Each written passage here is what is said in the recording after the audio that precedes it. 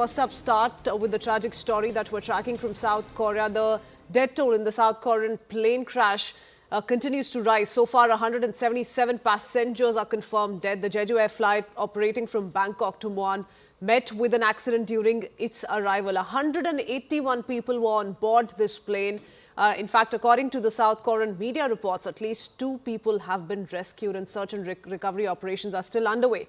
This comes amid emergency landings and close saves by 2 other flights as well. So let's take you through the other 2 instances, and we keep up with some of those visuals as well on our screens.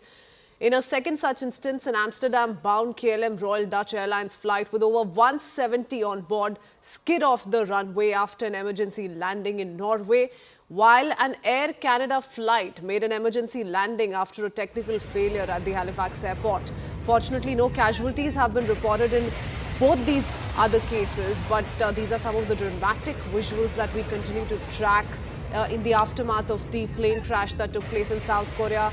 Of course, that's the number in itself is extremely worrying, given that we're talking about 177 passengers on board losing their life to that tragic plane crash. Going across to Anvit Srivastav joining us with more details.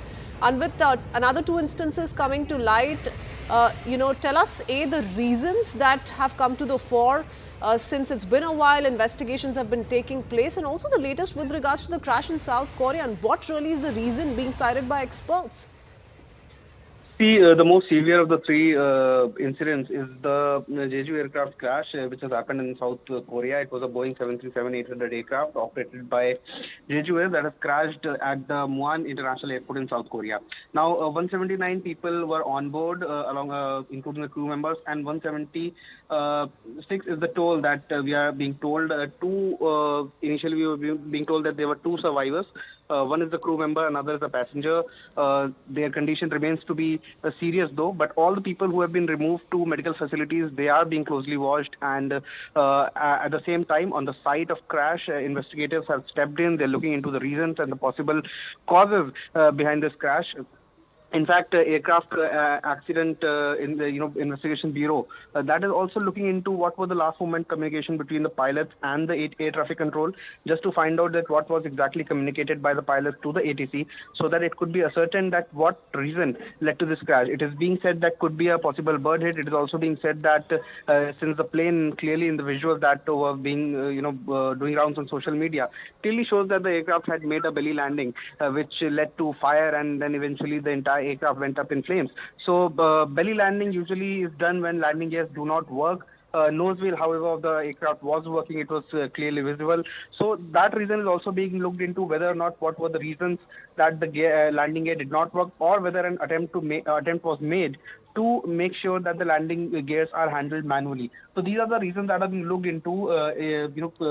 Cause of the crash is the priority of the investigator right now. At the same time, when the passengers are being ensured that they get the best of medical facility. If we coming to the other 2 incidents here, it was a KLM Royal Dutch Airlines Boeing. It was also a Boeing 737, so it is also a concern for the Boeing to look into whether those 2 accidents that have happened could have similar issues or not. But this one, it was at a slow speed. It's being told that the plane was making a landing at Amsterdam airport. It had already landed, but it veered off the runway. So this is a mild incident comparatively. All the passengers and crew members have said to be safe. KLM has given a statement that all on board are safe. And short while in the same span, an Air Canada flight also reportedly made an emergency landing at the Halifax airport after its landing gear failed. So 2 incidents where the landing gears have failed. One, the plane veered off the runway. Veering off the runway is not a big factor, big issue. It is a normal incident, but there are certain factors that need to be looked in. Weather could be one of the factors why the aircraft veered off the runway. There could be icy patches, there could be rain, there could be fog. There could be many issues with the runway as well. So in all 3 incidents, particularly what was the communication between the ATC and the pilot, that will clear the dust out. But still sticking to the first incident of the Jeju aircraft, that seems to be, the biggest of all, and biggest of all crashes, in fact, if we talk about the recent such incidents. Oh, yes, absolutely. And, a peak season for all of these airlines, it's the peak of festivities and hence absolutely unfortunate the manner in which some of these instances continue to come to the fore. Many thanks, Anvit, for breaking down all those details. The last hour.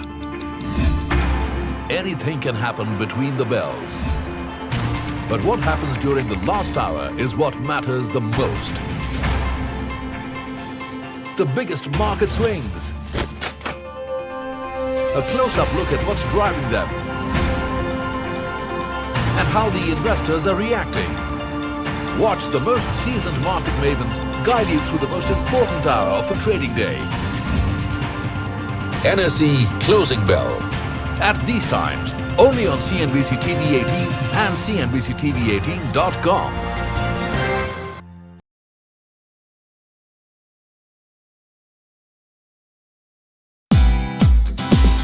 Hey, thank you for watching this on CNBC TV 18. Hope you liked it. For more such interesting news and updates, follow CNBC TV 18 on all the social media platforms.